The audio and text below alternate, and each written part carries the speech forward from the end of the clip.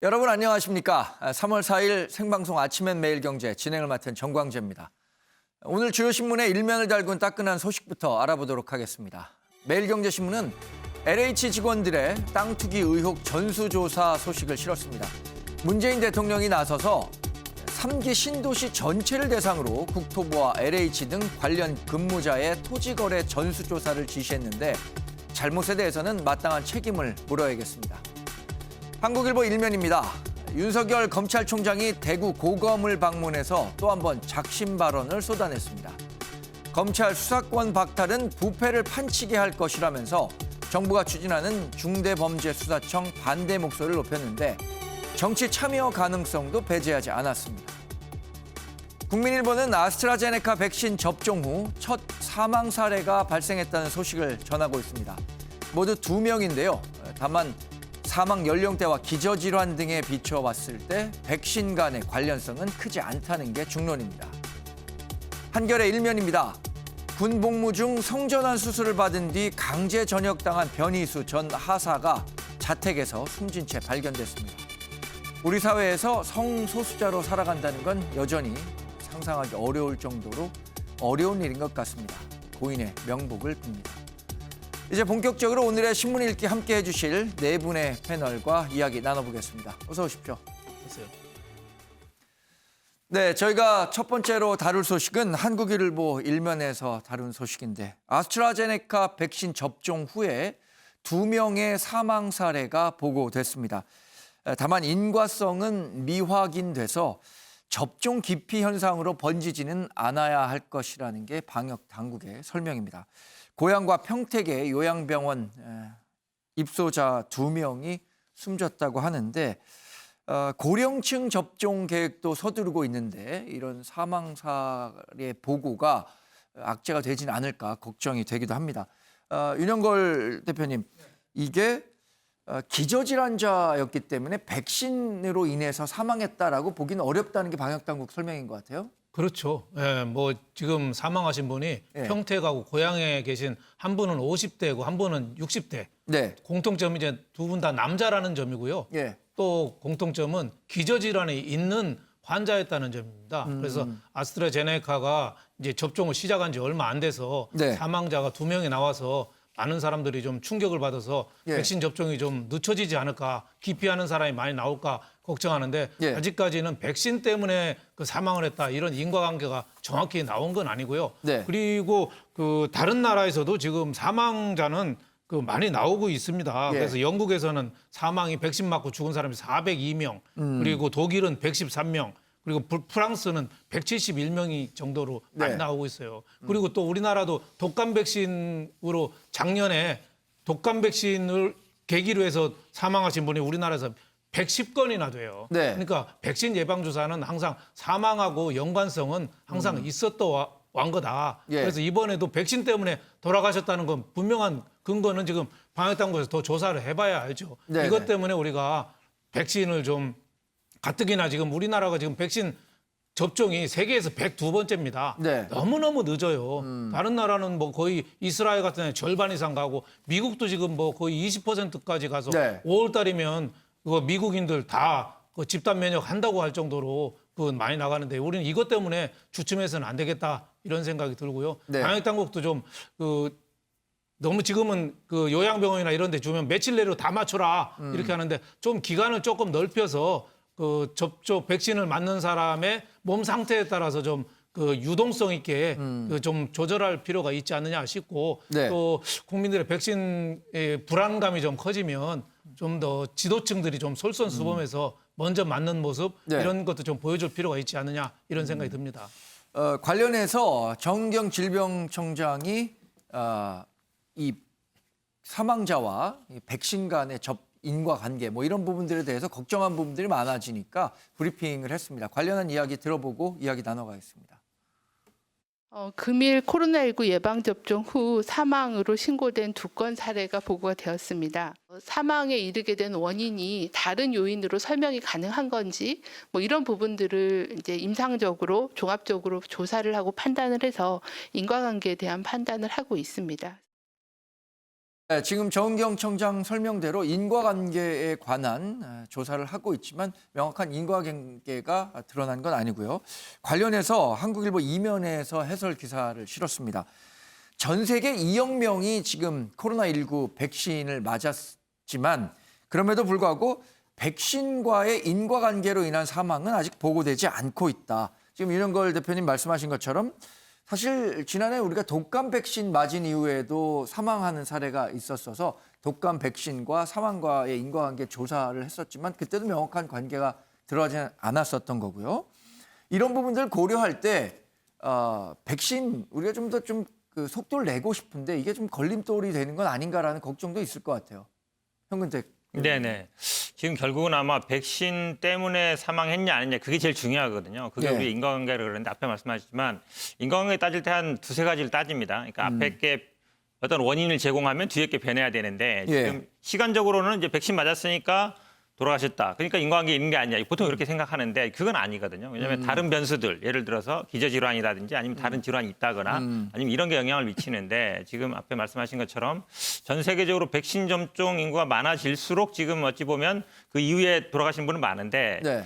저는 뭐 반드시 그게 뭐 백신 때문에 돌아가셨다라고 지금 이제 전 세계적으로 어쨌든 입증되고는 있지 않잖아요. 그렇게 예. 본다 그러면 이것 때문에 저는 우려되는 거는 결국은 백신 접종을 기피하지 않겠느냐. 결국 기저질환자라든지 아니면 연세 드신 분들이 그럴 수 있는데 이런 부분에 대해서 오히려 좀 걱정이 된다 싶고 지금 말씀처럼 아마 지금 2분기에 지금 접종이 예정돼 있습니다만 이제 4월 달에는 확실하게 이제 도입 물량이 정해진 건 없거든요. 그러다 네. 보니까 좀 늦을 수는 있는데요. 그래도 저는 이런 아마 그 원인 같은 거를 그러니까 돌아가신 분이라든지 아니면 이상 반응 이런 것들을 좀 차분히 살펴볼 기회가 될 수도 있다. 그리고 아마 저도 뭐 사실은 이 백신이 새로운 백신이 나온다 그러면 뭐 누가 맞는지 1호를 맞는지 저는 그건 중요하지 않다고 봐요. 네. 왜냐하면 지금 뭐 브라질 이런 데 보면 오히려 뭐 장관이라든지 이런 분들이 오히려 뭐 백신을 먼저 세칙이 맞았다 그래서 논란이 많잖아요. 그렇게 본다 그러면 뭐 정해진 순서대로 이렇게 가는 게 오히려 더 낫지 않은가라고 보고 있습니다. 네. 질병청도 관련해서 이 인과관계에 대해서 사례 조사 후에 투명하게 알릴 것이다라고 설명을 하고 있고요. 정세균 국무총리는 65세 이상 고령층에 대해서도 아스트라제네카 백신 접종을 검토해보라고 질병청에 지시를 해놓은 상태입니다. 국민일보 6면 기사를 보면요. 지금 현근택 대변인도 잠깐 지적을 했지만 우리나라가 백신을 사실 확보한 물량이 우리 백신 접종 속도에 맞춰서 확보한 물량이 충분하냐 이런 문제가 계속해서 지적이 되는 것 같아요.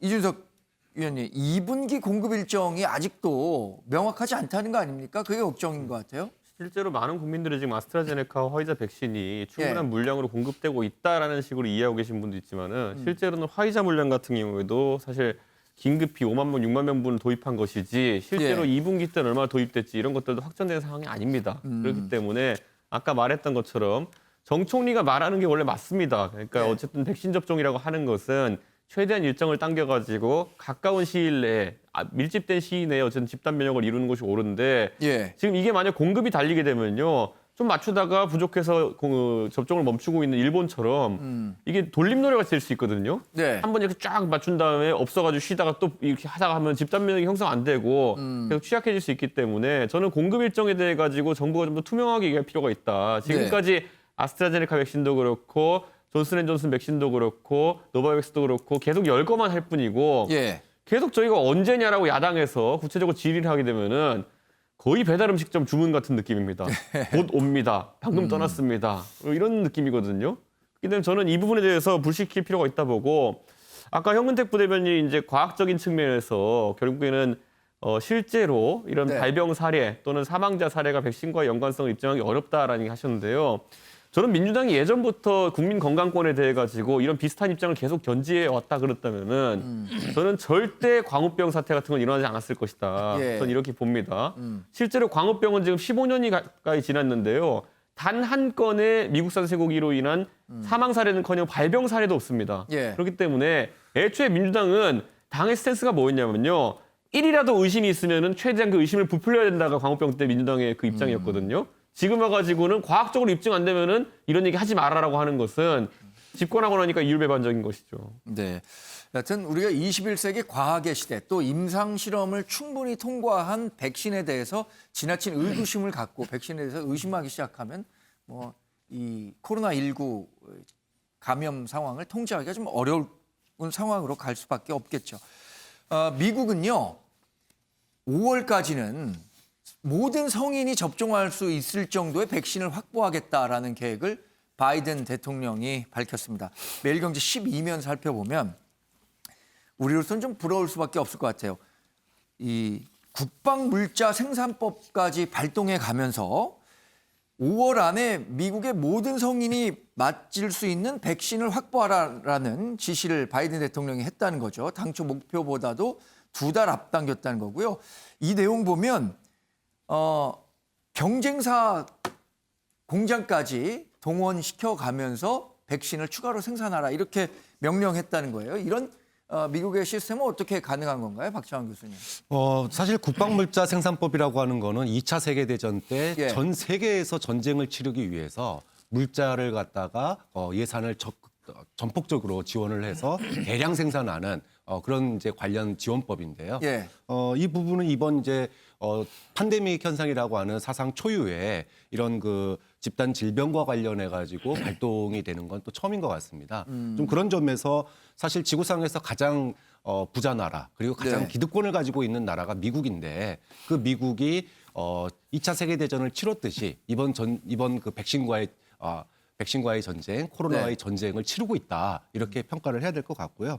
그리고 아무래도 이스라엘이나 미국은 지구상에서 가장 기득권이 많은 나라입니다. 예. 그러다 보니까 이 생산된 코로나 백신에 대한 획득 그리고 배분, 접종 여기 있어서도 가장 이제 기득권을 가질 수밖에 없는 게 이게 형국인데 미국이 이왕 이렇게 나섰으면 그동안에 이제 그 지난 트럼프 체제에서 예. 이 백신 구매가 선진국 중심으로 이루어지면서 논란이 굉장히 많았어요.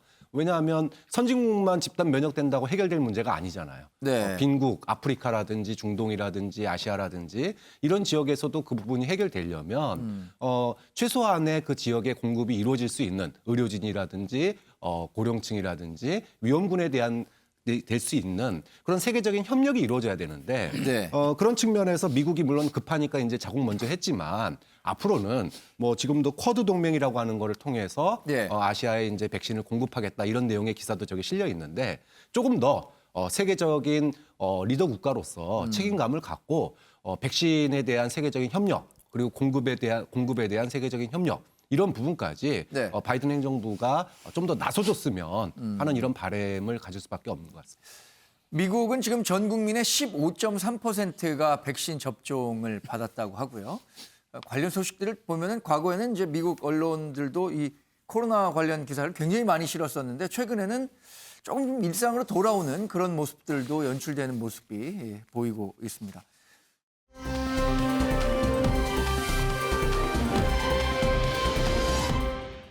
서울신문 일면 기사를 통해서 최근 우리 사회를 뜨겁게 달구고 있는 이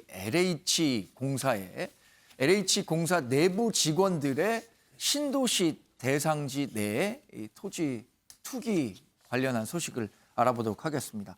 문재인 대통령이 어제 투기 의혹 조사를 3기 신도시 전체로 확대하라고 지시를 했습니다.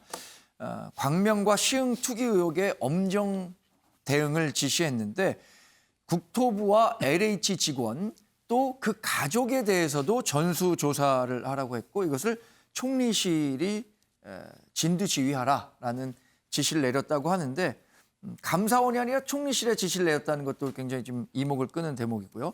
문재인 대통령의 이런 지시 내용은 어떻게 보셨습니까? 문재인 대통령이 제일 강조하는 게 뭐 예. 투기와의 전쟁 아닙니까? 네. 거의 뭐 부동산 근본주의자라고 소리 들을 정도로 부동산 투기에 대해서는 단호한 태도를 보였는데 예. 지금 권력 내부에서 지금 일어난 일이잖아요. 예. LH 직원이 뭐 공기업 직원인데 그 투기를 막고 공공주택 개발 분양에 앞장서야 될 이 예. LH 직원이 개입돼서 주도한 거로 나타났잖아요. 은행 대출을 땅 쪼개기하고 묘목 짓고 가장 어떻게 보면 나쁜 그 의혹을 사고 있는 거죠. 그래서 예. 대통령이 일찍 저는 나선 건 잘했다고 봐요. 4월 뭐 재보선 선거도 영향도 있겠지만 국민들이 지금 분노가 끓잖아요. 예. 대통령이 나선 건 잘한 걸로 보는데 다만 이제 그 고발한 경실련 같은 시민단체들은 그 감사원에서 좀 조사해 달라고 그랬거든요. 예. 감사해 달라. 그리고 국민의힘 김종인 비대위원장은 검찰에서 나서야 된다 이랬는데 네. 지금 대통령은 총리실하고 국토부가 예. 공동으로 좀 조사하라 이렇게 했거든요. 자칫하면 국토부가 이번에 LH 담당이잖아요. 네. 또 변창흠 지금 국토부 장관이 LH 사장하다 온 사람이고 네. 그 자기 거를 자기가 제대로 조사할 수 있겠느냐 뭐 이런 의구심은 좀 납니다만은 일단은 대통령이 저렇게 조사를 지시하고 한 거는 잘한 거 아니냐 뭐 이런 생각이 들어요. 네. 그래서 이번에 이게 증권거래소 직원이 주식 갖고 정보 얻은 거랑 투기한 거랑 똑같거든요. 네. 언론사도요. 과거에 세제 없는 세탁기 나온다고 보도자료 보고 그 기사 썼다가 감옥 간 기자도 있거든요. 예. 그래서 이 증권이나 부동산이나 뭐 언론이고 자기 업무상 관련된 거 갖고 투기를 했다면은 이건 예. 지탄을 많이 받을 수밖에 없습니다. 그리고 저는 이번에 그 우리나라 지금 저는 3대 투기꾼이 있다고 봐요. 3대 예. 투기꾼. 첫째는 부동산을 잡을 수 있는 방법을 아는데 예. 그거를 정답을 일부러 피해가는 사람들.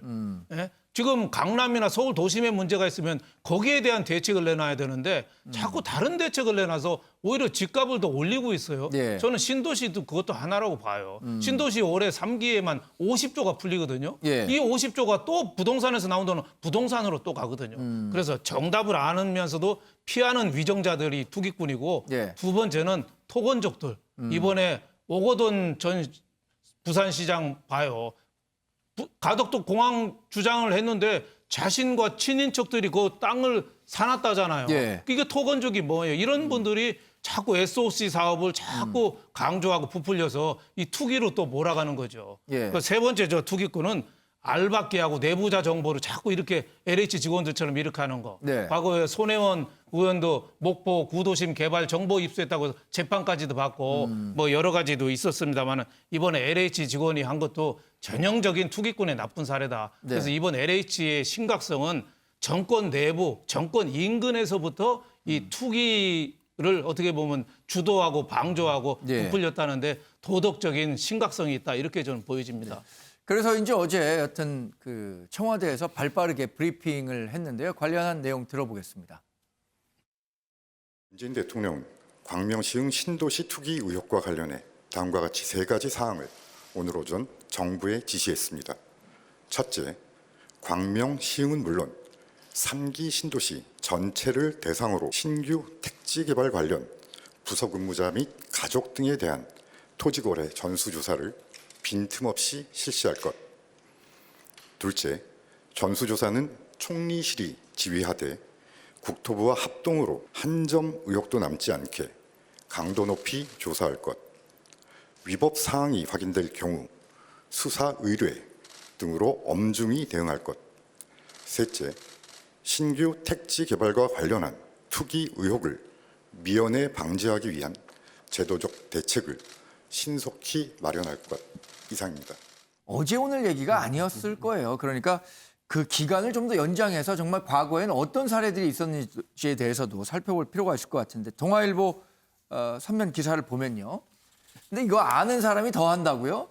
어떻게 하면 토지 보상 금액을 더 많이 받을 수 있는지를 아는 사람들이어서인지 농지엔 묘목을 빼곡하게 심었다. 그래서 그걸 보면 전형적으로 추가 보상을 노린 투기꾼 수법이다. 이 감정평가사들은 그렇게 평가를 하고 있는 것 같아요. 실제 예정지에 가보니까 원래는 논이었는데 거기 나무를 심었다는 거 아닙니까, 현근택 대변인? 네, 그렇죠. 우리 아마 개발지 예정지 가보시는 분들은 많이 알 거예요. 갑자기 예. 막 가구분들이 엄청 늘어나고 그다음에 논 같은 경우에는 뭐 이게 분할이라든지 다른 걸 못 심잖아요. 네. 그런데 사실은 밭 같은 경우는 분할도 되고 또 이 나무를 심을 수 있습니다. 왜냐하면 우리 식물 같은 경우에는 계속 갖고 와야 되잖아요. 예. 근데 나무는 보통 심어놓으면 그냥 몇 년 자라요. 근데 그게 결국은 이제 보상. 나중에 영업 보상이라든지 아니면 뭐 그런 그 수목에 대한 보상을 받게 되는 건데 예. 저는 사실은 이게 좀 이제 앞에도 말씀드렸습니다만 약간 법의 맹점이 있다. 우리가 그 주식 같은 경우에는 아시다시피 그 회사 직원이 어떤 식으로든지 간에 네. 사전에 알고서 투자할 경우는 거의 다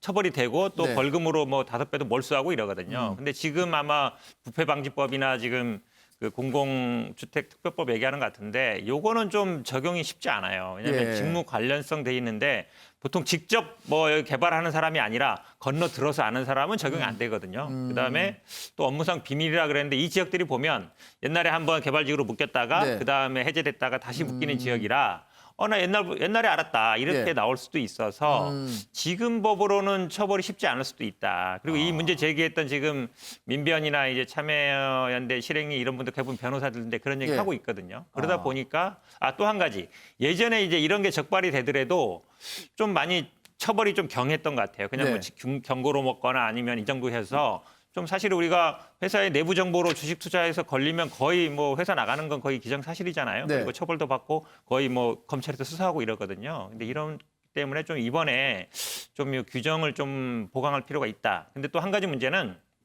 지금 야당에서 검찰 수사를 얘기하는데요. 올해부터 검찰 수사할 수 있는 건 6개 범죄로 제한돼 있었어요. 네. 네, 근데 거기에 사실은 이런 법들은 안 들어갑니다. 그러면 공무원 이게 범죄라든지 아니면 이런 것만 들어가기 때문에 뭐 방위산업 범죄라든지 그러니까 이런 아마 뭐 부패방지법 이런 부분은 안 들어갈 것 같아요. 그래서 아마 법적인 제가 문제로 송사로 진행될 경우엔 네. 그러면 이 해당 직원들이 직장 내에서 불이익을 받는 것 외에는 경제적으로 뭐 이익에 대해서 뭐 현행법으로는 제가 보기에는 뭐 예를 들어서 자체 징계를 당한다든가 네. 징계도 뭐 만약에 뭐 해고된다든가 이러면 아마 그 퇴직금이라든지 이런 거는 좀 있을 수 있겠지만 요거 지금 이 부동산으로 인한 거는 지금 현재로서는 좀 몰수하거나 이거는 쉽지 않은 상황 아닌가. 근데 또 네. 이제 와서 법을 만든다고 해서 그걸 소급 적용해가지고 그렇죠. 앞에 거를 하겠다. 그렇게 또 못 하거든요. 그러니까 제가 보기에는 지금 상황에서는 참 쉽지 않은 상황인 것 같습니다. 그러니까 이 대부분의 범죄자들이나 범법 행위를 하는 사람은 자기가 이런 범법 행위를 통해서 얻을 수 있는 이익이 자기가 희생해야 되는 것보다 훨씬 더 크다고 생각하면 그 범죄 유혹에 빠져드는 거 아니겠습니까? 중앙일보 3면 기사를 보겠습니다. 이 내용을 좀 살펴보니까 LH 직원 2명이 이 전체 이 과정에서 핵심이었고 땅을 산 뒤에는 또 보상 기준에 맞춰서 4개 필지로 쪼갰다는 겁니다. 그러니까 이 보상 규정을 제대로 알고 있는 사람이 보상 규정에 맞춰서 최소의 금액으로 최대 효과를 거두기 위해서 가진 노력을 한 것 같아요, 이준석 의원님. 그러니까 결국에는 이 땅을 몇 개 필지로 쪼갰냐에 따라 가지고 기준을 네. 넘는 것에 대해서는 아파트 입주권이라든지 경제적 보상이 이루어진 형태가 다르기 때문에 네. 그런 것들을 한 걸로 보이고요. 전 기본적으로 민주당이 이런 정보를 관리하는 데 있어 가지고 이미 2018년부터 굉장히 부실한 정황을 많이 보여왔습니다. 이번에도 네. 문제가 되는 이제 그 직원들이 과천 의왕지구 사업단에 있던 분들이다 이렇게 알려져 있는데요. 예. 2018년 9월에 무슨 일이 있었냐면요. 당시 민주당, 더불어민주당의 현역 국회의원인 신창현 의원이 그 과천이나 이쪽 국회의원인데 그 택지개발지구 관련 자료를 그냥 사전에 공개해버립니다. 예. 그래 그 당시에 그 신도시 추진계획 자체가 미리 공개돼가지고 상당한 부동산 정책에 혼란을 가져왔었거든요. 그렇죠. 그때 그런데 그러면 검찰에다가 그 신창현 의원을 고발했을 때 어떤 처분을 받았냐 보면요. 기소유예를 받았습니다. 그러고 예. 끝났습니다. 그렇기 때문에 이번에도 사실 이런 계획을 미리 사전에 입수해가지고 이런 식으로 투자를 한 사람들에 대해 가지고 솜방망이 처벌이 나오는 거 아니냐 이런 네. 우려를 하게 되어 있는 것이고 그 당시도 신창현 의원 측에서 이제 지적했던 것은 LH에서 받은 정보인데 네. 비밀이라고 표시 안 돼 있어서 그냥 유포한 거다 이렇게 얘기했었거든요. 그러니까 기본적으로 LH가 본인들이 어쨌든 국가의 어쨌든 토지나 이런 개발 업무를 대행하는 기관으로서 네. 본인들이 가지고 있는 정보가 얼마나 사회에 혼란을 추구할 수 있는 정보인지를 이걸 무게를 인식해야 되는데 그렇지 못했던 것이 이제 보이고요. 물론 그때는 변창흠 사장 전의 일이었습니다만은 네. 변창흠 사장 시기에도 그러면은 개선이 되지 않았다. 그렇기 때문에 이번에는 이런 일이 발생한 것이 아니냐 이런 지적할 수 있겠습니다. 네. 이런 도덕적 해이가 굉장히 심각한 사회 문제가 되고 있는데 그래서 이런 도덕적 해이로 인해서 세계일보 이면은요. 이렇게 분석을 하고 있습니다. 이 현 정부가 주택 정책을 추진하는 과정에서 가장 중요시하는 게 공공개발 부분인데 이 공공개발을 강조하면서 이 공직자 내부에서 그러니까 공기업 내부에서 발생한 도덕적 해이로 인해서 부동산 정책에 대한 정당성 이런 것들에 대한 상처가 깊어질 수밖에 없다. 그래서 변창흠표 대책이 표류 위기에 직면해 있다라고 분석을 했는데 박창원 교수님은 어느 정도 좀 공감하십니까? 네, 문재인 정부가 상당히 이제 곤혹스럽게 됐습니다. 예. 뭐 앞에서 이제 여러분들이 이제 여러 얘기를 해주셨는데, 네.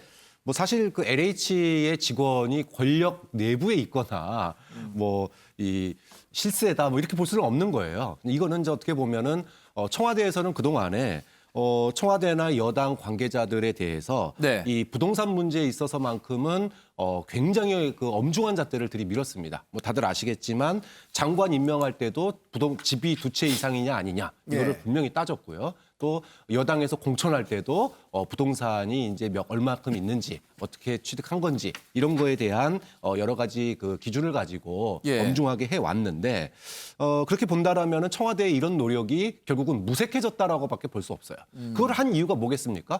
청와대도 이렇게 하니까 예. 밑에 말단 공무원들도 이거 보고 저를 따라해라 그렇죠. 이건데 그것이 안 됐다라는 거예요. 근데 지금 이제 LH 이번 의혹은 사실은 보상 업무를 담당했던 사람들이 그 맹점을 이용해 가지고 사익을 취한 거거든요. 이건 완전 직업 윤리에 관련된 겁니다. 네. 예를 들어 뭐 기자시지만은 예. 기자가 예를 들어 뇌물을 받고 기사 빼준다던가 예. 또 경찰이 접대를 받고 단속 정보 흘린 거랑 똑같은 일이에요. 이런 일이 지금 만약에 청와대에서 벌어졌거나 여권에서 벌어졌다면 엄청난 사회 문제가 될 겁니다. 네. 이건 뭐 그런 권력형 비리는 아니지만 문제는 부동산을 담당하고 있고 또 토지 개발을 담당하고 있는 이 공무원들이 공무원이 아니죠. 공공기관 직원들이 그 정보를 이용해서 사익을 취했다라고 하는 거는 네. 국가의 기강 문제이자 직업윤리 근간을 흔든 훼손행위다. 그래서 이 부분은 좀 대통령도 아까 적절하게 언급했듯이 철저하게 수사하고 재발 방지책을 내놔야 된다. 아까 야당 원내대표께서도 이번에만 그랬겠느냐. 네. 과거에서부터 알게 모르게 이런 일이 있을 거라는 걸 누구나 다 알고 있었어요. 예. 그렇다면은 이번 기회에 대대적으로 관련 법도 손보고 또 관련자들을 엄중 문책해서 다시는 이런 일이 일어나지 않도록 저는 이번 기회를 단단히 처벌하는 기회로 삼아야 된다고 봅니다. 이게 최초의 문제 제기가 된 거를 보니까 사내 블라인드 게시판에 이렇게 차부장급들이 이렇게 투기에 나섰다라는 것을 아래 직원들이 고발하면서 얘기가 시작됐다고 하던데 내부 이런 통제 시스템들이 좀 부족했었던 측면들도 있을 것 같고 현근택 네, 맞습니다. 아마 이게 직장인들이 이제 비공개로 이렇게 뭐 자기 직장, 회사 내에 알리는 그런 게시판에 알려진 것 같은데요. 예.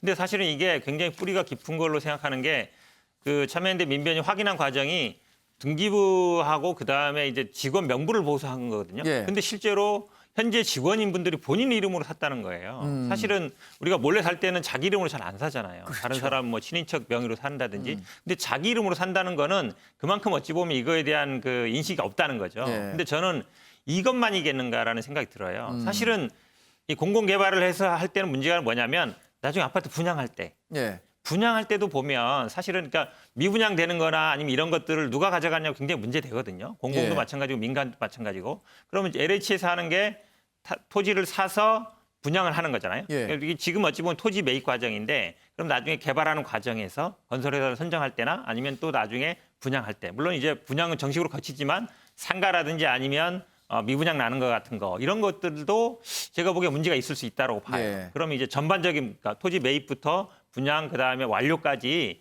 전부 살펴봐야 된다. 제가 보기에는 단순히 이 토지 매입만의 문제는 아닐 것이다. 그러니까 예. 제가 보기에는 이 개발하는 또 LH뿐만 아니라 뭐 SH라든지 GH라든지 지방 공사들이 많잖아요. 쭉 다 살펴볼 필요가 있다라고 봅니다. 네. 한국일보 3면에서는 그래서 이 과거에 이런 유사한 사례가 있었을 때 징계가 너무 부실했기 때문에 또다시 이런 사건이 양산됐었던 것 아니냐라는 문제점들을 지적하고 있습니다. 2018년 고향 창릉 신도시 지정 전에 정보 유출한 3명에 대해서도 경고, 주의 조치만 있었고요. 이게 또 기존에 그 현 변호사 얘기한 것처럼 직무 정보 활용 안 하고 내가 사적으로 투자했다라고 얘기했을 때는 처벌 근거도 마땅치 않아서 이런 것들이 좀 용인되었던 것 아니냐라는 지적들이 나오고 있는 것 같아요. 그럼 이것들에 대해서 좀 이걸 구조적으로 막을 수 있는 법안이나 이런 것들이 좀 마련돼야 되지 않을까요, 윤영걸 대표님? 좀 그런 생각이 좀 듭니다. 네. 그 과거에 지금은 이제 부동산 값이 많이 올라서 그렇지 예. 부동산 값이 침체됐을 때는 LH공사가 과거 토지공사하고 주택공사거든요. 그렇죠. 예. 안 팔리고 미분양 나올 때는 직원들한테 팔았어요. 신도시 개발해서 땅 안 팔리고 하면 직원들이 너희들이 사가. 집도 안 팔려서 한 채에 몇 억씩 가는 거 그 재정에 많이 흔들리니까 사가. 뭐 그러다 보니까 직원들이 도덕적으로 좀 해이해진 측면이 있지 않느냐. 그때 해오던 거를 지금까지 세상이 바뀌고 네. 직원들이 뭐 공공성을 좀 앞세워야 되는데 오히려 옛날에 하던 거를 그대로 한 거 아니냐. 그러니까 감정평가사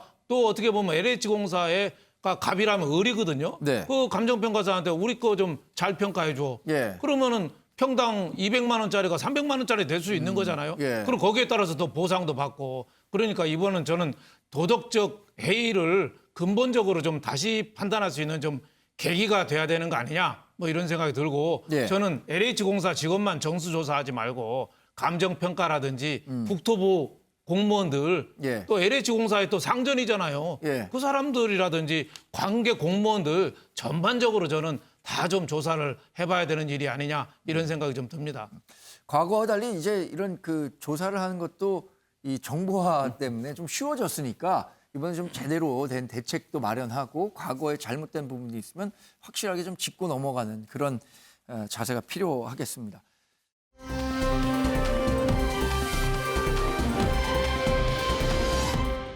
세계일보 일면 기사를 보면요. 윤석열 검찰총장의 대구 고검지검 방문 관련한 기사를 실었습니다. 이 자리에서 윤석열 검찰총장이 검수완박은 부패 판치게 하는 부패 완판이다. 이렇게 얘기를 했는데 암호 같죠? 검수완박. 이게 검찰 수사권을 완전히 박탈한다는 뜻이고요. 부패 완판은 부패를 완전히 판치게 한다. 이런 네이밍을 한 셈인데 윤석열 검찰총장 얘기를 직접 들어보고 이야기 이어가겠습니다. 정치, 경제, 사회 그 재반 그 분야에 있어서 그 부정부패에 강력히 대응하는 것은 국민을 보호하기 위한 것이고 국가와 정부의 그 헌법상 의무입니다. 그리고 이런 부정부패 대응이라고 하는 것은 적법 절차, 방어권 보장, 공판 중심주의라는 원칙에 따라서 법치국가적 대응을 해야 하는 것이기 때문에 재판의 준비 과정이 수사와 또 법정 그 재판 활동이 유기적으로 일체가 되어야만 가능한 것입니다. 근데 지금 진행 중인 이 소위 말하는 검수완판이라고 하는 것은 어떤 부패를 완전히 판치게 하는 부패 완판으로서 헌법 정신에 크게 위배되는 것이고 국가와 정부의 헌법상 책임을 저버리는 것이라고 저는 생각합니다. 네, 화면 직접 보신 것처럼 마치 정치인이 어떤 정치 현장에 갔을 때처럼 윤석열 검찰총장의 이름을 연호한다든가 상당히 좀 이례적인 모습이에요. 검찰총장의 대구지검 고검 방문은 공적인 업무로 간 것임에도 불구하고 어떻게 보셨습니까, 현근택? 제가 보기엔 거의 뭐 출마 선언한 것 같아요. 왜냐면 두 가지 점인데요. 하나는 이제 분위기 조성을 했다는 거죠. 전날 인터뷰를 공개하고 다 갈갈한 거 알리고 쉽게 얘기하면 저 오라고 한 거잖아요. 다 네. 기자들 오고 지지자들 와라 한 거고 대구라는 게 중요하죠. 본인은 뭐 대구에 옛날에 좌천됐다 그러지만 네. 사실은 더 크게 좌천될 때는 여주예요. 지난번에 댓글 사건 좌천될 때는 여주였거든요. 네. 근데 사실은 거기 가면 아무도 안 찾아오죠. 대구가 뭡니까? 보수의 상징이에요. 예. 심장이죠. 상징이란 말은 죄송합니다. 심장 어찌 보면 중심이라 할 수 있는 거죠. 근데 거기 가서 한 말이 이제 고향 온 것 같다 그랬어요. 그 말은 제가 보기에 거의 출마 선언이나 마찬가지다. 네. 근데 이제 이분이 저는 하는 얘기가 잘 이해가 안 가는 게 검찰이 수사하는 게 헌법 정신이 아니에요. 헌법에 검찰이 수사한다는 얘기가 없습니다. 그러니까 검찰과 관련된 얘기는 두 개 나와요. 하나는 영장 청구 검사가 한다. 그다음에 검찰총장은 국무회의 심의 거쳐야 된다밖에 네. 없어요. 수사에 대한 부분은 헌법하고 아무 관계가 없습니다. 그건 법의 정하기 나름이에요. 헌법 정신이 안 맞다는 것이고 안 맞다는 얘기는 틀린 거다. 저는 말이고 보고요. 수사권을 완전 박탈하는 것도 아니에요. 지금 공수처 생기더라도 수사에서 가장 중요한 게 영장 청구권입니다. 영장 청구권은 그대로 검사 갖고 있어요. 예. 그다음에 기소할지 말지 결정하는 거. 그거 검사 그대로 갖고 있는 겁니다. 그다음에 공소 유지하면서 필요하면 또 그거에 대한 부차적인 수사권을 갖게 돼요. 예. 수사권을 완전 박탈한다. 이거 자체가 틀린 말이고요. 그다음에는 또 마치 검찰이 아니면 부패 수사가 안 될 것처럼 그러니까 검찰만이 부패 수사를 할 수 있는 것처럼 얘기하잖아요. 그것도 저는 아니라고 봅니다. 지금 경찰로 수사권이 많이 넘어가 있고 네. 공수처도 생겼고요. 앞으로 뭐 다른 수사기관도 일찍겠지만 저는 그래서 검찰의 기본적인 역할 자체에 대해서 생각이 좀 잘못됐다. 결국 공소유지 쪽으로 가는 게 맞고 지금 뭐 언론에 논란이 많습니다만 지난번 인사청문회 때 분명히 얘기했어요. 기소와 수사와 기소 분리되는 건 맞다. 타당하다. 다만 장기적으로. 근데 뭐 장기적으로 한다는 얘기가 반대하는 얘기인데 이게 아니잖아요. 지금처럼 아주 강력하게 반대하지 않았거든요. 예. 그렇게 지금 저렇게 세게 나오는 거 보면 제가 보기에는 뭐 임기 얼마 안 남았지만 내가 직을 던져서라도 어쨌든 좀 정치적으로 좀 나의 어떤 그걸 최대한 효과를 발휘해 보겠다. 저는 네. 아마 이런 생각이 들어요. 원래 시장에 가면 떨이라는 게 있거든요. 예. 마지막에. 근데 아주 끝나버리면 아무도 안 사가요. 그래도 좀 관객들이 있을 때 아니면 좀 손님들이 있을 때 마지막으로 좀 비싸게 팔아보려는 게 아닌가 이런 생각을 지울 수 없습니다.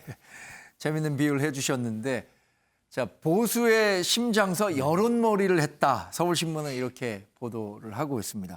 그러면서 정치인 윤석열에 대해서는 긍정도 부정도 안 했다라고 보도를 했습니다. 현근택 대변인은 이제 뭐 정치인으로서 데뷔를 했다라고 평가를 하셨는데 이준석 의원님은 어떤 평가를 내리시겠습니까? 어제의 윤석열 검찰총장의 행보는 정말로 이제 나도 정치판에 들어갈 수 있겠다라는 가능성을 좀 크게 열어놨다고 보십니까? 저는 그런 가능성을 염두에 뒀다라고 이제 보고요. 보통 정치의 영역으로 정치 영역 밖에 있던 사람이 진입할 때는 예. 두 가지에 대해서 명쾌하게 풀어야 됩니다. 첫 번째로는 내가 도대체 어떤 사람들 대변해서 어떤 사람들 지지 집단으로 이끌고 정치를 할 것인가에 대한 게 네. 명확해야 되고요. 두 번째로는 국민들에게 내가 왜 정치를 할 수밖에 없었는가를 소명해야 됩니다. 네. 이 두 가지가 되면은 정치인으로서 탄력을 받으면서 시작할 수 있는 것인데 지금 윤석열 총장은 어쨌든 대구에서 이런 메시지를 날림으로 인해 가지고 네. 적어도 가장 최근까지만 하더라도 문재인 대통령께서 예. 윤석열 총장은 문재인 정부의 검찰총장이다 이렇게 예. 하면서 여와 야의 구분이 모호해진 지점을 이제 만들어 놨거든요. 그래서 대구에 가서 이런 메시지를 많이 내므로 인해 가지고 어쨌든 예. 정치적으로는 약간 야권과 결을 같이 하겠다는 선언을 한 것으로 볼 수 있는 여지가 있습니다. 그리고 이제 그 다음에 풀어야 되는 것이 나는 왜 정치를 하는가거든요. 네. 박근혜 대통령은 예를 들어 아버지가 만든 나라 내가 다시 한번 이렇게 보이겠습니다 이거였고 문재인 대통령은 정치할 생각이 없으시다가 비극적인 노무현 대통령 서거 이후에 정치할 마음이 생긴 것이고 예. 이런 것들이 국민의 공감을 받아야지만 폭발성 있게 나가는 것인데 윤석열 총장은 이번에 어쨌든 그것을 법치주의의 붕괴를 막겠다라고 하는 것으로 잡은 것 같아요. 그러다 보니까 아까 말한 것처럼 헌법이라든지 이런 것들을 자꾸 열거하게 돼 있는데 저는 이게 결국에는 어느 정도 성적표가 나올 거라 봅니다. 네. 왜냐하면 지금 단계에서 이 윤석열 총장이 언급하는 법치라든지 헌법이라는 거는 예. 생각보다 굉장히 추상적인 문제거든요. 어쨌든 박정희 노무현의 향수 이런 것보다는 훨씬 추상적이고 동의하는 국민이 있을 수 있고 비약이라 생각하는 국민이 있을 수 있고 이런 것들이 좀 안개가 거쳐야지만 이제 윤석열 총장의 정치적 입지에 대한 판단이 가능하지 않을까 그런 생각을 하는데 네. 개인적으로는 시기적으로는 약간 좀 지금 맞는가라는 의문을 갖게 되는 것이 과거에 이제 작년 연말이나 올해 초에 추윤 네. 갈등이라는 것이 극에 달했을 때는 예. 아까 말했던 정치하는 이유라는 걸 설명하는 데 있어가지고 일반 대중에게 매우 쉽게 설명할 수 있습니다. 예. 예를 들어 지지하는 사람들도 봐라 추미애가 너무 괴롭히니까 나오지 않았느냐 정치해야 되는 거 아니냐 이제 이렇게 얘기할 수 있었다면은 지금은 이제 일반 시민들 간에 대화하는 과정에 예. 아까 말했던 굉장히 추상적인 가치들 법치주의라든지 아니면 이런 헌법이라든지 이런 것들을 바탕으로 해가지고 출마 자체를 정당화하고 소명하는 것이 약간은 고차원적이긴 하다. 그래서 네. 조금 다소 늦은 감은 있다 이런 생각을 하긴 합니다. 네. 기사에서는 거의 대선 출정식 같은 분위기가 연출됐다라고 보도를 하기도 했습니다. 그런데 이런 움직임에 기존 정치권, 특히 현 정부에서 봤을 때는 이게 뭐 반가운 일은 아니겠죠. 그래서 매일경제 6면 기사를 보면 정세균 국무총리가 윤석열 검찰총장의 최근 행보에 대해서 무책임한 국민 선동이다. 이렇게 아주 강도 높게 비판을 했습니다. 그러면서 대통령이 사퇴 건의를 할 수도 있다라는 가능성도 열어놨는데 관련한 영상 보고 이어가겠습니다. 제가 보면 윤 총장은 행정 책임자 아닙니까? 검찰총장 아닙니까? 그런데 어제 하시는 걸 보면 이게 정치인 같아요. 우리 문재인 대통령님께서 윤석열 총장님은 문재인 정부의 검찰총장이다 이렇게 말씀해 주셨습니다. 임명직 공무원으로서 이 말씀에 들어있는 기준에 따라서 행동해 주시면 좋겠다 이런 생각이 듭니다. 정세균 국무총리가 상황이 엄중하다. 총리로서의 역할을 고민하겠다라고 했고 여튼 지금 현 여권의 정치인은 윤석열 검찰총장의 행보에 대해서 이제 완전한 정치인 행보다 이렇게 규정을 하고 있는 것 같아요. 근데 동아일보 기사를 보면 굉장히 다른 매체와는 달리 재미있는 기사를 하나 실었습니다. 이르면 오늘 윤석열 검찰총장이 검찰총장직에서 사의를 표하고 내려올 수 있다라는 가능성을 언급해놨어요. 글쎄 어느 정도 취재가 됐는지 모르겠지만 박지원 교수님 어떻게 생각하세요? 충분히 그런 얘기가 나올 수 있을 정도로 예. 이번 대구 방문은 정치적인 어떤 그 넘지 말아야 될 선 이런 부분들 검찰총장이 넘지 말아야 될 선을 저는 넘었기 때문에 네. 이 정도면은 오늘 당장 사표 내고 나온다 이 얘기가 나올 수 있겠구나라고 저는 뭐 충분히 가능성이 있는 얘기라고 봅니다. 네. 만약에 윤석열 총장이 정말로 부정부패와 맞서는 정의의 칼이라고 하는 예. 본인의 진정성 있는 마음으로 이야기를 했다면 지난 그 인사청문회 때 검찰총장 될 때 인사청문회 때 수사와 기소권 분리에 대해서 원칙적으로 찬성한다. 다만 좀 시기를 보면서 천천히 했으면 좋겠다. 여러 가지 방법들을 논의하면서 이런 얘기를 했거든요. 예. 그렇게 본다면 이번 검수완박은 뭐 부패 완판이다. 이렇게 얘기하는 거는 검경 수사권 수사권과 기소권을 분리하는 거에 대해서 예. 완전 반대하는 거예요. 그렇게 보면 자신이 했던 말을 완전히 뒤집는 거거든요. 또한 이 얘기는 또한 뭐냐 하면은 검찰 만능주의예요.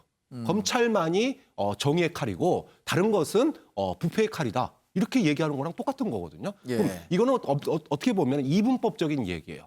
자기 자신은 정의고 남은 정의가 아니다라고 하는 얘기인데 예. 검찰총장이 그것도 대구를 방문해서 이런 얘기를 하고 대구시장에게 꽃다발 받고 이런 얘기를 한다라고 하는 것은 의도된 연출 아니겠느냐. 네. 그렇게 본다면 오늘 당장 사표를 내고 전 정권과 맞서 싸우겠다 이렇게 네. 선언하는 게 전혀 이상한 일이 아닐 정도의 상황이 어저께 벌어졌다 이렇게 네. 평가하고 싶습니다. 어제 윤석열 검찰총장의 인터뷰는 단 5분에 걸쳐서 진행이 됐는데 이 과정에서 국민이라는 단어를 4번 썼다고 하니까 뭐 정치적 메시지를 담지 않았다고 보기는 어려울 것 같다라는 판단을 하는 분들도 많은 것 같습니다. 동아일보 사면은요. 그래서 여당 지도부에서는 그 윤석열 검찰총장의 이런 행보에 대해서 뭔가 제동도 걸고 여러 얘기를 좀 하고 싶지만 일단은 좀 맞대응은 자제하는 분위기다라고 평가를 하고 있어요. 왜 그럴까요, 윤영걸 대표님? 그 여당 측근들은 윤석열 그 검찰총장을 벌집으로 보는 거죠. 예. 벌집은 왜 때리면은 벌이 다 날라와서 왕왕거리고 동네가 그냥 벌 천국이 되잖아요. 그렇죠. 그러니까 윤석열 검찰총장이 지금 정치적인 위상을 확보한 게 뭐 때문이겠어요? 과거 추미애 장관하고의 그 갈등, 검경 수사권 조정이나 여러 가지 검찰 개혁을 두고 갈등 국면에서 징계위 회부되고 여러 가지 고난을 겪으면서 이렇게 지지율이 높아졌잖아요. 예. 그러니까 지금 여당에서 생각 같아서는 일제히 나서서 윤석열 검찰총장을 두드리기 예. 나가고 싶지만은 자칫 더 커지니까 그러니까 조심스러운 거죠. 그러니까 지금 신현수 그 청와대 민정수석도 지금 그대로 있잖아요. 예. 어정쩡하게. 그 재벌이나 청와대나 똑같아요. 그 자발적으로 나가면은 별로 안 좋아합니다. 예. 경질될 때 나가야지 되는데 지금 윤석열 검찰총장은 나 잘라주시오 이런 거거든요. 네. 이럴 때 섣불르게 자르는 데 나서거나 하면은 오히려 그 피해자에 대한 순환자에 대한 동정 이미지 네. 이런 것 때문에 더 커질 가능성이 있죠. 지금이 정치적으로 어떨 때입니까? 네. 4월 그 재보궐선거가 예. 지금 한 달 정도 앞두고 있는데 지금 가덕도 특별법 무리해서 사실 한 거거든요. 예. 그리고 19조 5천억 재난지원금 600만 이상한테 풀잖아요, 돈을. 네. 그걸 오히려 더 푼대요, 지금 늘려가지고. 이럴 정도로 하는데 지금 악재가 2개가 나왔어요. 네. 하나는 LH 공기업 직원들이 이렇게 투기에 앞장선 거.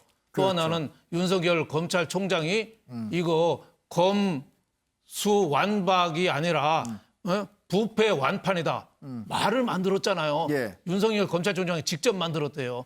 부패 완판. 네. 완전히 판친다. 이게 한마디로 다 해결이 되는 건데 네. 여기에 자칫 여당이 가세하면은 4월 총선이 굉장히 4월 재보궐 선거가 무너지고 네. 그게 대통령 선거까지 영향을 준다고 생각하니까 여당에서는 좀 끙끙 앓는 거죠. 네. 대표로 이제 정세균 총리만 이제 한두 마디 하는데 좀 뭐 영향력은 좀 약하다 이렇게 보여집니다.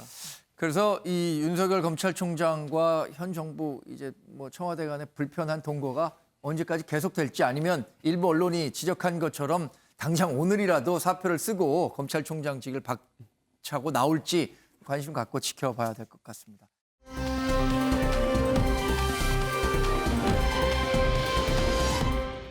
세계일보 2면은요.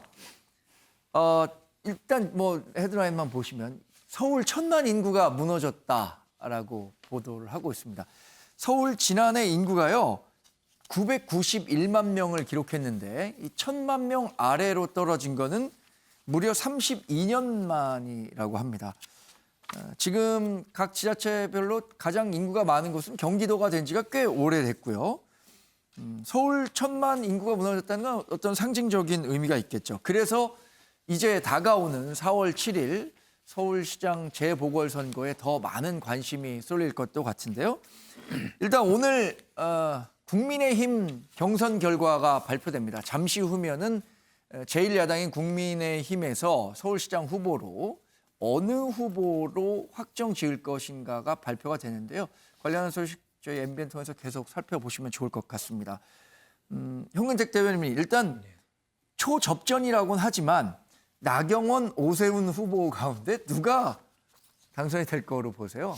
저 아마 저 기자도 예. 오세훈, 나경원 이렇게 순서로 안 쓰고 아, 나경원, 오세훈 순서로 썼어요. 예. 저게 좀 의미가 있는 것 같습니다. 왜냐하면 팽팽하다고 봤는데 예. 지금 아시다시피 나경원 후보 같은 게 여성 가산점이 있어요. 본인 예. 득표율 한 10%, 예. 그게 한 4%, 5% 정도 영향을 미치는데 팽팽할 경우에는 거기다가 자기 얻은 거에 10% 영향을 예. 업하는 거거든요. 그러면 영향을 미칠 수 있다. 그리고 그동안 물론 이제 당내 지지는 뭐 나경원 후보가 앞서고 여론조사는 뭐 오세훈 후보가 앞선다고 봤는데 저는 뭐 나경원 후보가 좀 앞설 가능성이 높지 않은가. 개인적으로는 그렇게 보고 있습니다. 네. 막판 젊은층 공략이 승부수라고 했는데 두 후보가 어떻게 젊은층 표심을 공략할 수 있을지 궁금합니다. 세계일보에서는요. 나경원 후보는 중도층에서도 내가 앞서고 있다 이렇게 자신감을 표했고요. 오세훈 후보는 이 야권 단일화 후보 논의 과정이 이루어졌을 때 내가 후보가 됐을 때 훨씬 더 시너지가 클 것이다라고 표심을 자극하고 있습니다. 오늘 국민의힘 서울시장 후보 발표 잠시 후에 있을 것 같은데 이준석 의원은 뭐 당내에서 좀 듣는 소식도 있습니까? 저는 뭐 당원들의 이야기도 많이 듣고 예. 또 당에서 들어간 사정들 알고 있지만은 제가 서울 지역 당협위원장이라서 언급이 금지돼 있습니다. 그래가지고 예. 언급하기 어렵지만은 실제로 이제 기사에서 분석하는 것처럼 예. 상당히 박빙승부가 예상되고 예. 무엇보다도 당심과 민심이 다소 엇갈린 거로 나타나면서 이번에는 여론조사가 이제 민심 기반으로 치러지는 그런 여론조사거든요. 거기다가 예. 일반적인 여론조사와 다르게 우리 당 지지층과 무당층에 더해가지고 예. 하다못해 더불어민주당을 지지하는 이런 일반 시민들도 참여할 수 있는 그런 경선 여론조사이기 때문에 여기에 상당히 변수가 있다. 그래서 예. 이제 확장성에서 어느 후보가 유리한 점을 보이느냐가 네. 승패를 가를 거로 보입니다.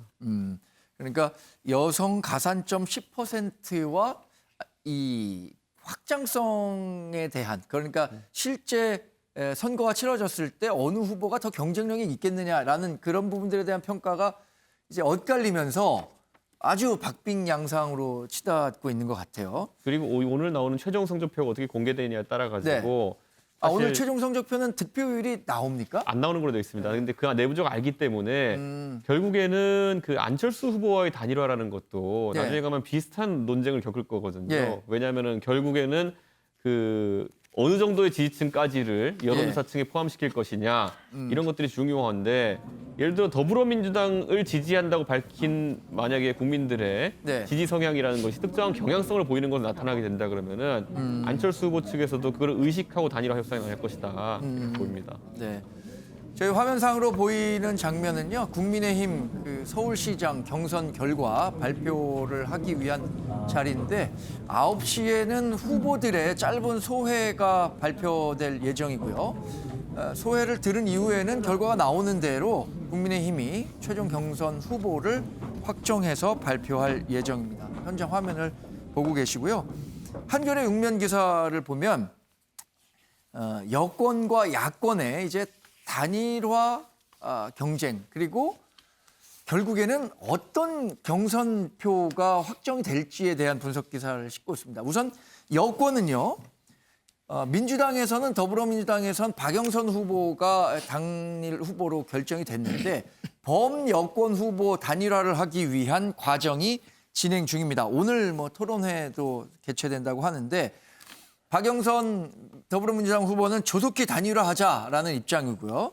반면에 열린민주당 김진애 후보는 최근에 의원직 사퇴하면서까지 배수진을 쳤는데 토론 3회 하면서 자신의 진가를 드러내겠다라는 의도를 표하고 있습니다. 그런데 이 여당 경선은 좀 어느 정도 결과가 정해진 거 아닌가요, 박찬환 교수님? 예, 결과는 정해졌는데 과정 속에서 열린민주당 김진애 후보 측이 염두에 두고 있는 게 있는 거죠. 예. 일단은 첫 번째로 야당의 이 단일화 과정은 여론의 뜨거운 주목을 받습니다. 예. 그런데 그냥 뭐 어떻게 보면은 그냥 대세론 속에서 예. 그만둬 버리면은 여당 후보가 이렇게 조명받는 뭐 정책이라든지 여러 가지 면이 조명받는 시간이 없지 않느냐. 그러니까 우리도 대응하는 시간을 갖다가 번다라고 하는 측면에서 보면 명분을 가질 수 있는 거고요. 예. 야당 토론회 할 때 여당에서도 두 후보의 토론회를 우리도 토론회 중계해달라 이렇게 할 수 있는 거지 않습니까? 예. 또 하나는 어차피 결론은 박영선인데 그 과정에서 김진애 후보가 스스로 개인적인 몸값, 예. 향후에 지방선거 뭐 이제 있다면은 출마할 수 있는 근데 그런 부분도 있을 거고요. 이게 이제 마지막에 중요한데 마지막은 열린민주당은 어차피 열린민주당은 어차피 위성 정당입니다. 예. 이번 한 번의 국회의원이 임기의 끝이에요. 당의 운명이 결국은 이후에 합당이라든지 흡수라든지 예. 여러 가지 방향으로 결론을 내야 됩니다. 근데 그 과정은 대선까지 이제 이어질 텐데 이번 서울시장 이 경선 과정을 통해서 열린민주당의 어떤 소위 그 범여권 내에서의 입지 그리고 향후에 어떤 그 단일화 가능성 네. 또 우리들이 이렇게 기여했는데 여권 지지층들한테 이후에 합당이라든지 이런 거 할 때 우리의 몫을 인정해달라 이런 어떤 좀 그동안 우리 고생한 거 알아달라 이렇게 네. 얘기할 수 있는 또 호소의 장이 되기도 하거든요. 그런 측면에서 조속한 단일화보다는 시간을 좀 끌면서 막판까지 단일화를 좀 하는 그런 모양새를 열린민주당을 하려는 게 전략이 되겠죠. 네. 야권 단일화 과정에서는 국민의힘 이 경선 후보와 안철수 제3지대 단일 후보 간의 단일화 방식을 두고 기싸움이 치열하게 진행될 것으로 보이는데 국민의힘에서는 완전 여론조사를 제외한 다른 방법들을 조금 가미해서 하자는 거고 안철수 후보는 완전 여론조사를 통해서 하자는 것 같아요. 이건 어느 정도의 셈법이 좀 다르기 때문이겠죠, 윤영걸 대표님? 그렇죠. 지금 뭐 안철수 대표가 선호하는 거는 예. 죄송합니다. 완전 여론조사, 완전 여론조사를 선호하고 있고 네. 그 국민의힘은 완전 여론조사는 조금 불리하잖아요. 예. 그러니까 수기형 뭐 배심원제라든지 TV 토론 평가제를 해서 예. 반영하라든지 좀 여러 가지 미국으로 말하면 오픈 프라이머리 같은 예. 그 당 조직력이 받침이 되면은 조금 유리한 거를 그렇죠. 지금 주장하고 있어서 앞으로도 계속 좀 밀고 땡기기가 계속 될 것 같다. 네. 또 설문조사할 때 안철수 대표는 더불어민주당 후보하고 붙었을 때 누가 더 경쟁력이 있느냐. 그렇죠. 예, 또 국민의힘은 경쟁력보다 적합도가 네. 당 누가 하는 게 더 적합도가 있냐. 뭐 이걸 또 주장하고 있고 여러 가지 또 단일화하는데 시점을 언제 할 거냐. 안철수 대표는 지금 빨리 좀 하자는 거고 네. 오늘 이게 국민의힘에서 후보자가 나오면 예. 국민의힘에서는 좀 시간을 갖고 그 인쇄하기 전 그 3월 29일 날까지 한 25일 정도 선거 기간을 좀 충분히 가져서 국민의힘 인지도를 끌어올리자 뭐 이런데 상당히 좀 각축이 좀 치열하지 않느냐 이거 싶은데 이 건은 단순한 이번에 보궐선거뿐만 아니라 그렇죠. 차기 대선을 앞두고 보수 진영의 개편 네. 이것까지 또 엇물려 있어요. 김종인 비대위원장의 거취 문제 네. 그리고 외곽에서 홍준표 그 무소속이죠. 네. 그런 분들이 또 당에 영향력을 주는 부분 이런 것까지 총체적으로 관련이 있기 때문에 이 협상은 어떻게 될지는 지금은 하기는 어렵습니다만은 자칫 지지부진하고 삿바 싸움이 길어지면은 씨름 중계 볼 때 삿바 싸움 오래 하면 채널 돌리는 것처럼 네. 국민들한테 아직 보수는 멀었어. 이런 또 실망감을 줄 수가 있고 또 뭐 긍정적으로 본다면은 컨벤션 효과도 좀 있을 수는 있겠지만 네. 좀 깔끔하게 서로 빅딜로 주고받는 모습 이게 좀 중요하지 않나 저는 이렇게 생각합니다. 네. 이준석 최고위원님 하실 말씀 있으시면. 저는 기본적으로요. 그 공부 잘하는 학생들 같은 경우에는 시험 제도가 뭔지에 대해서 입시 제도가 뭔지에 대해서 크게 고민 안 합니다. 네. 그렇기 때문에 이 갈등은 곧 종결될 거 좀 보이고요. 네. 기본적으로 안철수 대표가 그런데 과거에 국민의당 시절에 국민의당 창당하고 나가지고 그때 국민의당은 여론조사 방식의 이제 문제점을 인식하고 수기패 시민 토론을 했거든요. 예. 수기 토론제를 통해서 공천을 하겠다고 했거든요. 그렇기 때문에 그런 주장이 지금 와가지고 또 번복되기도 어려울 것 같고 다만 이제 이런 건 있습니다. 이번에 그 저희도 경선 과정에서 예.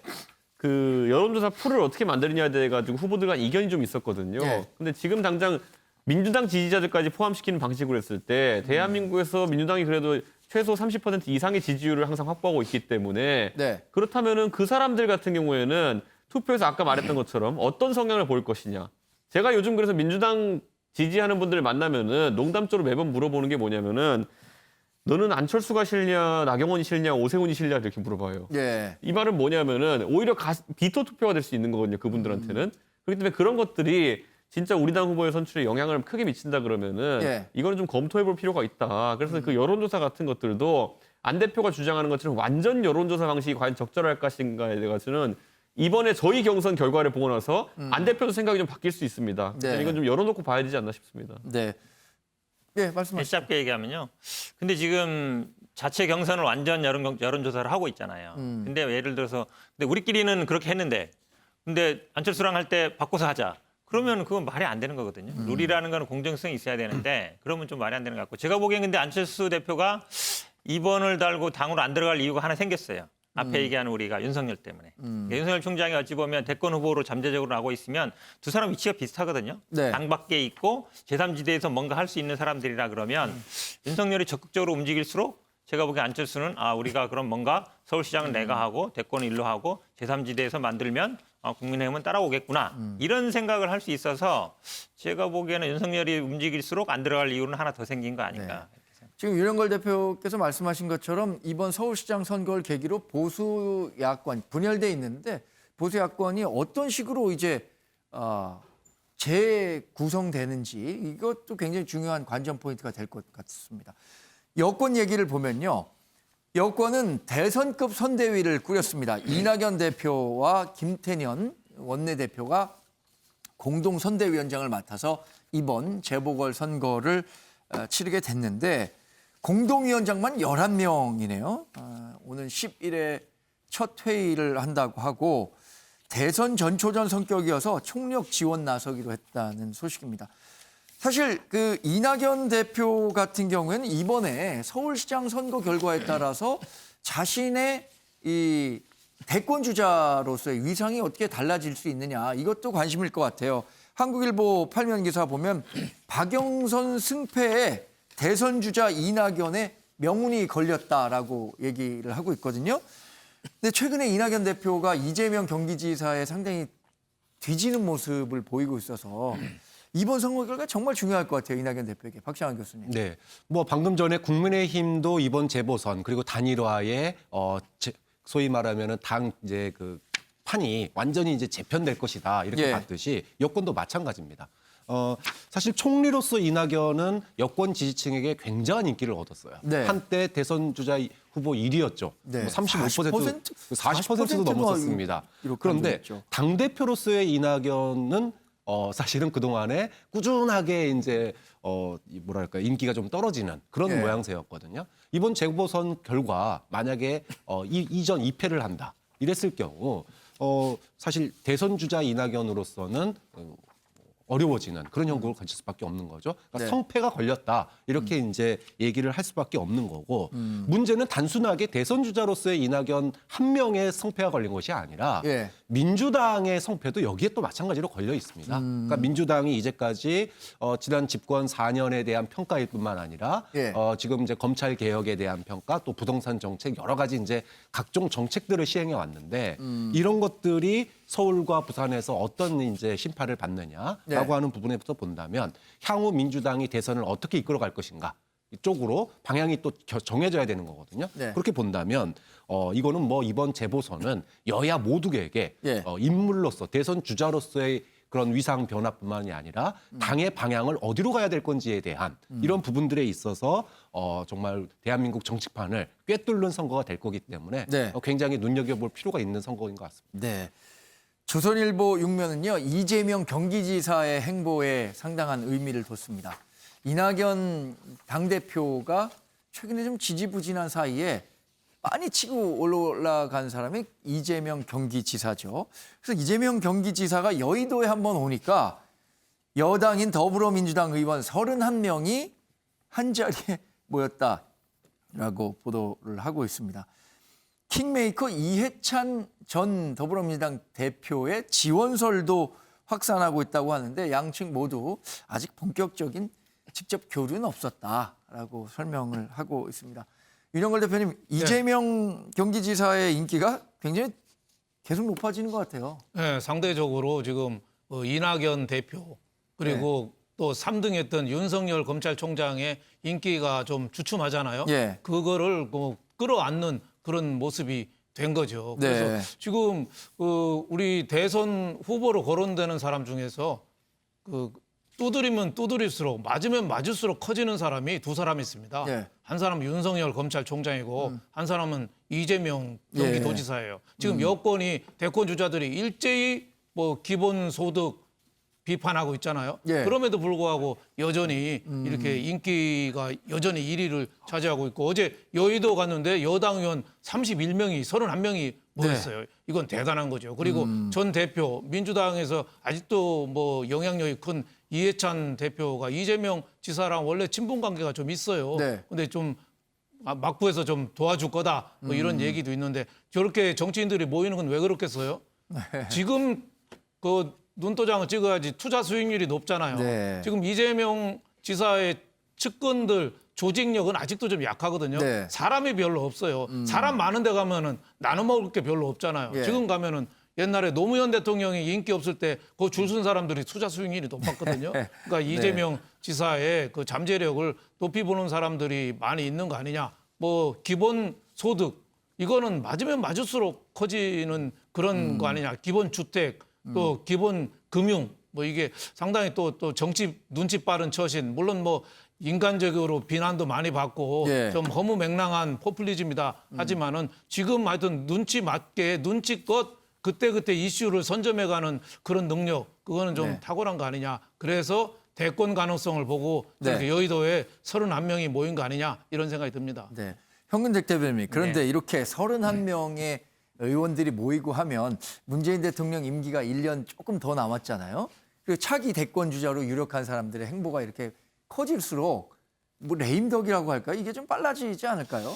그렇긴 한데요. 사실은 이제 아마 보궐선거 끝나면 대선 네. 국면 후보 중면으로 들어갑니다. 지금 네. 이런저런 말이 있지만 어쨌든 민주당 같은 경우 9월에 선임하게 돼 있거든요. 선출하게 돼 있으면 180일 전에 하게 돼 있으면 한 5월 정도부터 4, 5월 정도부터 들어가는 거죠. 지금 아마 근데 이 경기도 정책 협의회였거든요. 아마 경기도 여당 의원들이 온 것 같은데 특이한 거는 야당 의원들도 2명 왔습니다. 국민의힘도 한 분 오고 정의당도 한 분 오고 기사에 보면은 그만큼 어찌 보면 경기도에서 주목을 받고 있는 것 같고요. 그러니까 아까 이해찬 전 대표 얘기 나왔는데 이해찬 전 대표 생각은 확고해요. 좀 이렇게 링을 넓게 만들어서 주자를 많이 만들어서 경쟁 많이 만들어서 판을 키워서 어쨌든 정권 재창출을 하자. 그게 제일 목표였거든요. 네. 그러니까 지난번 총선 때도 김두관 의원 경남 보내고 그다음에 네. 이광재 의원을 이제 어쨌든 차출하고 해서 강원도 만들고 이렇게 했는데 결국은 좀 누구를 딱 지지한다기보다는 좀 판을 키워서 재창출할 수 있는 걸 만들자. 저는 그래서 아마 뭐 그런 틀에서 갖고 있을 것이다. 그러니까 한쪽을 누구 딱 지지한다기보다는 어쨌든 민주당의 재집권이 가장 중요하다. 거기에 최선의 방법은 뭐냐. 이제 제가 보기에는 뭐 그거를 고민하실 것 같습니다. 네. 마지막 기사는 김의겸 전 청와대 대변인의 국회 입성 소식입니다. 김의겸 전 청와대 대변인이 김진애 열린민주당 의원이 서울시장 후보에 등록하면서 비례대표를 승계해서 국회에 입성했는데 이준석 의원님 이게 친문 지지층에게 도움이 될까요? 아니면 오히려 야권의 호재가 될까요? 저는 뭐 김의겸 의원이 이제 되시면은 예. 사실 과거에 이제 언론인이나 아니면 대변인 활동하실 때만큼 그럼 언론에다가 크게 이제 메시지 낼 수 있는 기회가 있을까 다소 예. 의심스러운 것이 열린민주당이 다소 작은 정당이기도 하고 무엇보다도 많은 사람들이 이제 이렇게 국회에 들어가게 되면은 김의겸 의원 같은 경우에는 그 여당 측이 거수기 노릇만 할 것이다라는 예측이 있는 상황이거든요. 그렇다고 했을 때 그 예측대로 가주는 것은 사실 크게 감동을 주는 요소가 되지 못합니다. 네. 그래서 아마 김의겸 그 의원 같은 경우에는 예. 앞으로 또 이 보궐선거 측면에서 이번에 LH도 저희가 다뤘지만은 부동산 문제가 나올 때마다 이름이 소환되는 운명으로 탄생한 의원이다 이렇게 보고 다소 안 좋은 시기에 물론 또 그 선거가 계기가 되긴 했지만은 의원이 되신 걸로 이렇게 보입니다. 네. 이 김의겸 전 청와대 대변인의 국회 입성을 두고는 이 비례대표제와 관련한 부작용이 좀 있다라는 얘기도 함께 지적이 되고 있습니다. 오늘 네 분 말씀 고맙습니다. 네, 생방송 아침엔 매일경제는 오늘 여기서 마칩니다. 시청해 주신 여러분 대단히 고맙습니다.